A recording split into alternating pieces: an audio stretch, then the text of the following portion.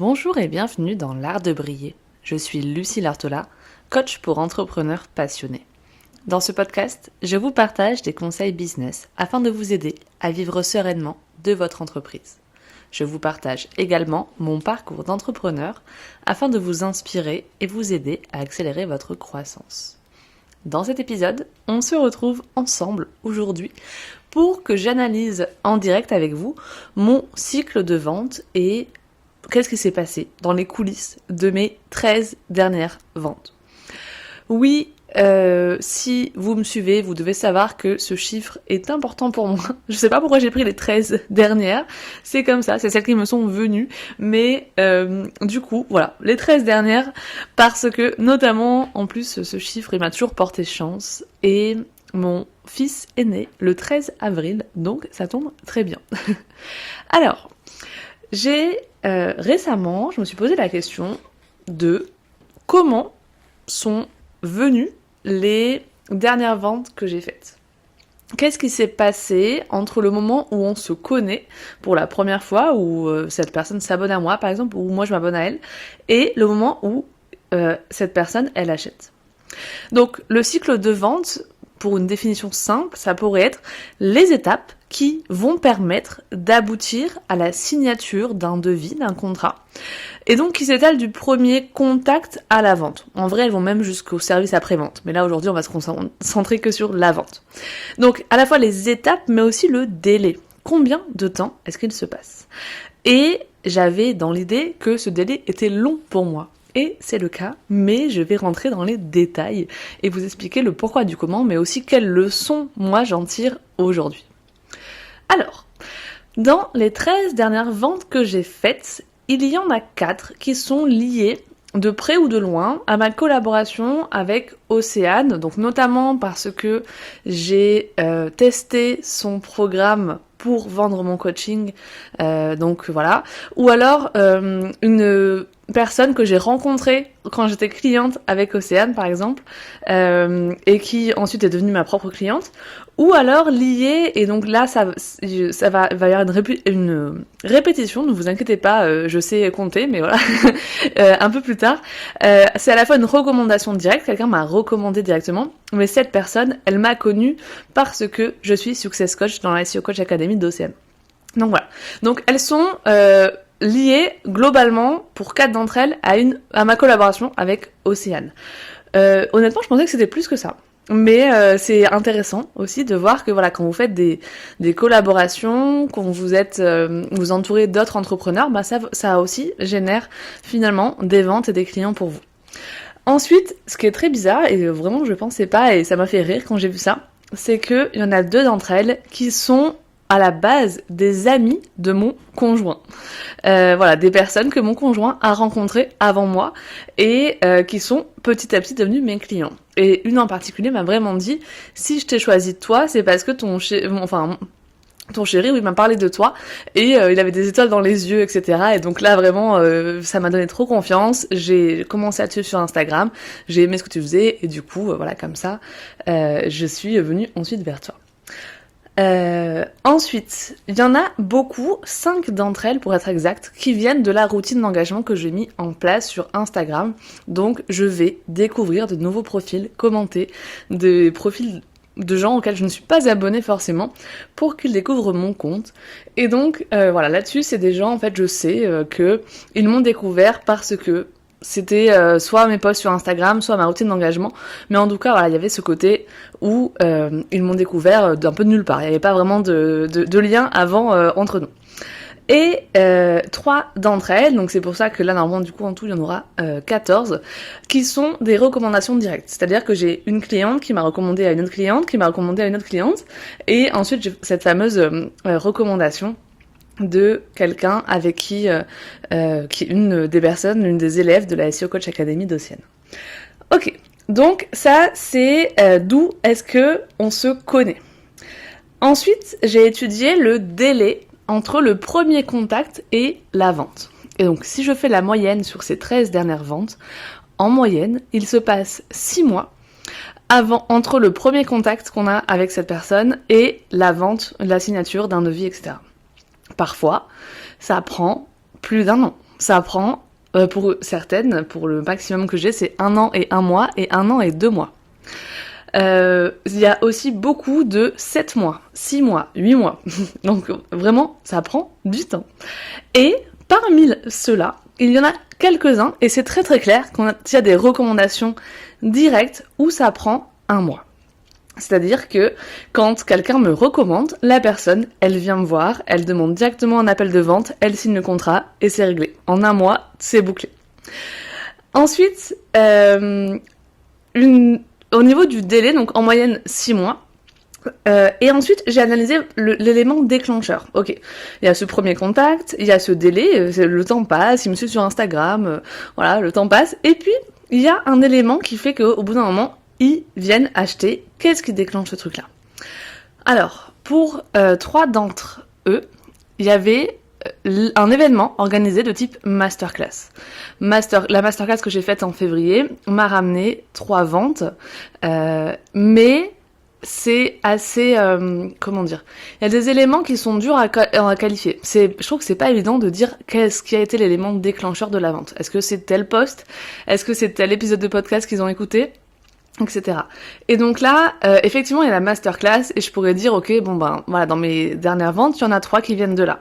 Mais il y avait 15 à 30 personnes inscrites et 15 présentes le jour J, qui sont venues à la masterclass. Et là, par exemple, aujourd'hui même, donc je ne compte pas comme une des ventes dont je vous parle aujourd'hui, mais aujourd'hui même, j'ai eu un appel découverte à quelqu'un qui était présente à cette masterclass de février. Donc je sais, d'une façon ou d'une autre, que la masterclass, elle aura contribué à ce que cette personne veuille travailler avec moi. Même si, voilà, c'était pas forcément lié directement là aujourd'hui. Et parmi la masterclass, donc il y en a une qui est venue directement de la masterclass finie, bim, elle a pris rendez-vous avec moi, et pour d'autres, il y a quand même eu ce que j'appellerais du setting, c'est-à-dire qu'elles ont montré de l'intérêt, elles se sont inscrites à la masterclass, et c'est moi, en message privé, qui suis allée les relancer, poser des questions, etc.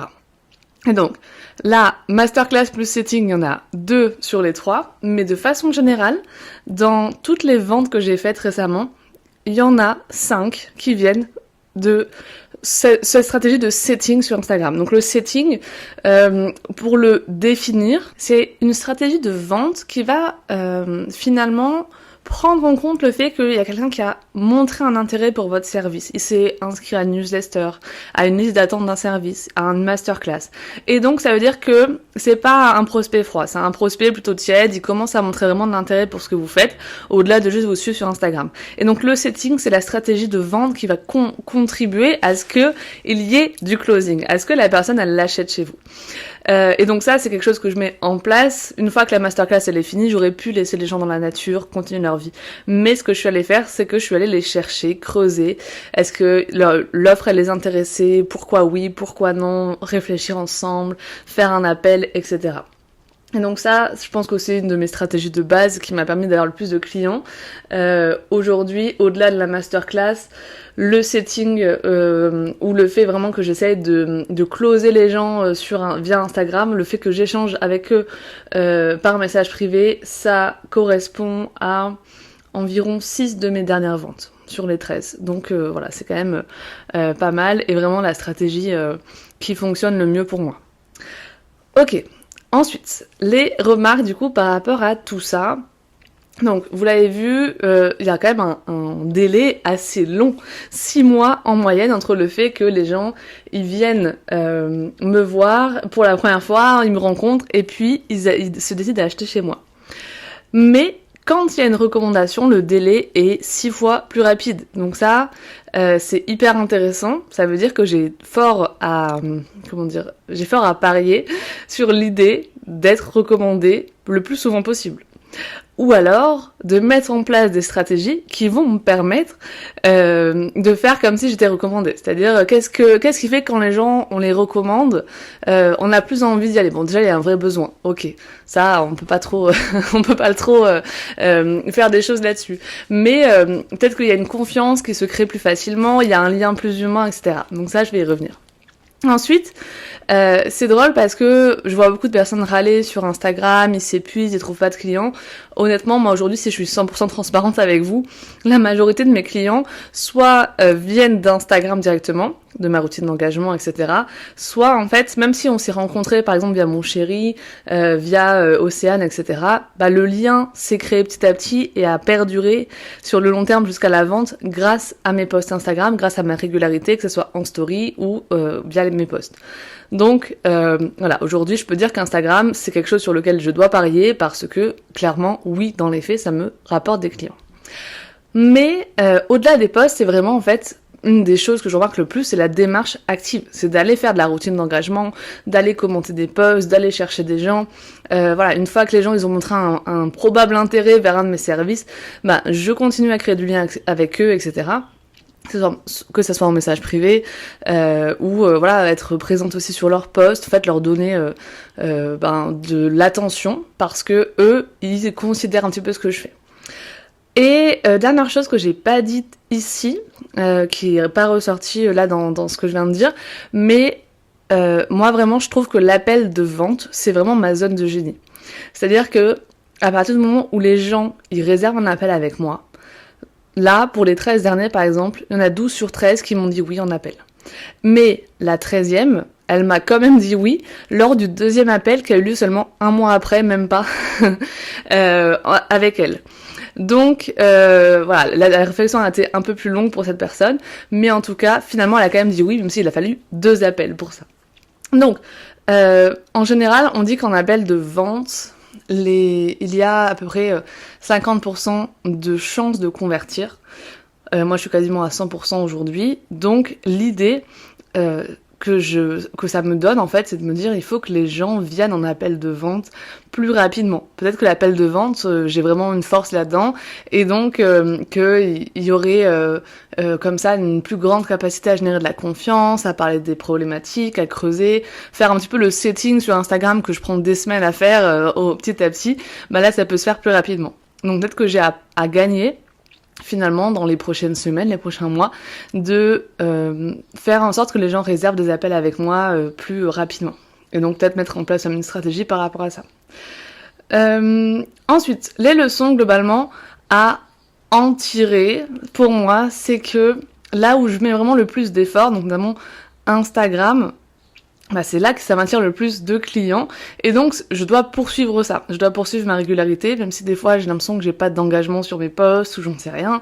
Il y a vraiment des choses qui marchent, mais surtout au-delà de poster, c'est vraiment la routine d'engagement. Et là j'avoue que ces derniers mois j'ai mis un petit peu de côté, voilà, je vais un peu moins découvrir d'autres comptes, etc., créer du lien, enfin surtout découvrir d'autres comptes, on va dire. Je suis plus trop dans cette démarche active là, mais du coup je me dis que franchement je pourrais recommencer ça, que ça pourrait être super utile. Et aussi, une autre chose, c'est que je gagne vraiment à ce qu'on me recommande. Donc, comme je vous l'avais dit déjà, je pense, je vais mettre en place un système d'affiliation avec mes clientes qui fait que si elles me recommandent, bah moi je les rémunère une partie du contrat qui est signé, parce que bah pour moi ça me demande beaucoup moins d'efforts en termes de communication, etc., beaucoup moins de temps. Donc c'est hyper intéressant pour moi que les gens puissent me recommander.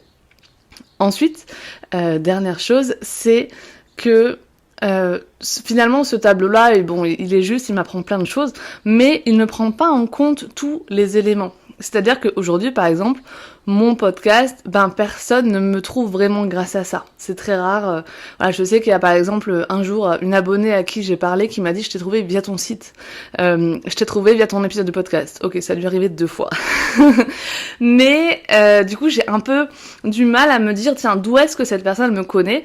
Moi, elle s'est abonnée à mon Instagram. Si je vais pas creuser le sujet, pour moi, elle vient d'Instagram. Alors que peut-être qu'elle vient de mon site web, mais ensuite elle s'est abonnée à moi, ou de mon podcast, mais qu'ensuite elle s'est abonnée à moi. Donc ça, c'est des éléments qui sont durs à prendre en compte là-dedans. Malgré tout, je sais aujourd'hui que même si peu de personnes me trouvent encore grâce à mon podcast, j'espère que ça changera peut-être un jour, ça aide vraiment à la confiance. Moi, je trouve que récemment, quand j'ai fait des appels de vente ou quoi, et que les gens, ils avaient écouté mon podcast, ce ne sont pas du tout les mêmes, les mêmes personnes que ceux qui ont vu de la lumière et qui sont arrivés là. Vraiment, c'est des gens qui sont souvent en plus comment dire, plus convaincus facilement et limite qui me supplient de les accompagner, qui ont trop envie, qui ont beaucoup moins de freins aussi en appel, donc ça rend les appels beaucoup plus fluides et simples pour convertir. Donc voilà. Donc voilà un petit peu ce que je pouvais vous dire sur l'analyse de mes dernières ventes et mes coulisses par rapport à tout ça. Je vous invite vraiment à faire cet exercice-là. Donc voilà, de vraiment vous poser la question, ok, je note tous mes derniers clients. D'où est-ce qu'on se connaît à la base? Est-ce que c'est un mail de prospection que j'ai envoyé? Est-ce que c'est quelqu'un? Est-ce que c'est une recommandation? Ça vient de ma routine d'engagement, quelqu'un m'a vu sur Instagram, peut-être via un réel, j'en sais rien. Ok, comment est-ce que la personne en est venue à acheter? Et c'était quoi le délai entre les deux? Combien de temps ça a mis à ce que cette personne, finalement, elle achète chez moi? Et donc, qu'est-ce que vous pouvez tirer comme leçon de ça? Dernière chose, du coup, bon, vous l'aurez peut-être compris, mais quand je me rends compte que les gens ils mettent 6 mois à acheter chez moi, je me dis que là il y a quand même une petite problématique. Donc l'idée pour moi, la stratégie que je vais mettre en place, c'est de réduire un peu plus ce cycle de vente et donc ce moment où les gens se décident à acheter chez moi. Donc pour ça, j'ai réfléchi à plusieurs éléments. Déjà, comme je vous le disais, c'est de générer plus de confiance. Je pense que dans la recommandation, les gens ont plus confiance en moi. Ou si jamais ça va plus vite aussi, entre le moment où ils me découvrent pour la première fois et la vente, c'est aussi parce que peut-être à travers le podcast, etc., ils ont plus confiance. Mais c'est vrai que du coup, sur Instagram, il y a beaucoup de gens qui adorent mon contenu, mais peut-être qu'ils me voient pas encore comme quelqu'un vers qui se tourner quand on a une problématique. Peut-être c'est pas un contenu assez différenciant ou j'en sais rien qui fait que ok là j'ai vraiment envie d'acheter. Donc j'aimerais déjà qu'on me voit plus sur Instagram, parce que je trouve que c'est vraiment une problématique. J'adore les carousels, etc., toutes les couleurs là, mais il faut qu'on me voit plus, parce que c'est un truc que je dis beaucoup à mes clientes, quand vous rentrez dans l'intimité des gens, quand vous faites de l'humain, et donc dans du coaching, bon ça reste humain, on se voit en visio, etc., il faut que les gens, ils voient votre énergie, et vous voient parler pour vous faire confiance. Donc ça, je vais mettre en place des réels, plus de moments un peu face caméra, pour qu'on me voit plus. Faire globalement aussi un contenu plus intime, avec des photos un peu de ma vie, etc., pour montrer un petit peu plus qui je suis derrière juste ces posts Instagram. Et peut-être aussi pour la confiance, partager plus de preuves sociales, de cas clients, de résultats, etc. Je pense que ça peut aider, parce que pour le moment, je le fais beaucoup, la preuve sociale, je la partage beaucoup en story, quand je parle de mes offres, mais assez peu finalement dans mon contenu. Deuxième chose, pour réduire mon cycle de vente, j'ai pensé notamment à essayer de créer du lien plus vite. Alors, ChatGPT m'avait conseillé d'automatiser la prise de contact, c'est-à-dire que dès qu'il y a un abonnement, bim, il y a un message direct qui s'affiche, qui s'envoie. Ça correspond pas trop à mon énergie, je déteste qu'on fasse ce genre de choses avec moi, donc j'aime pas le faire non plus.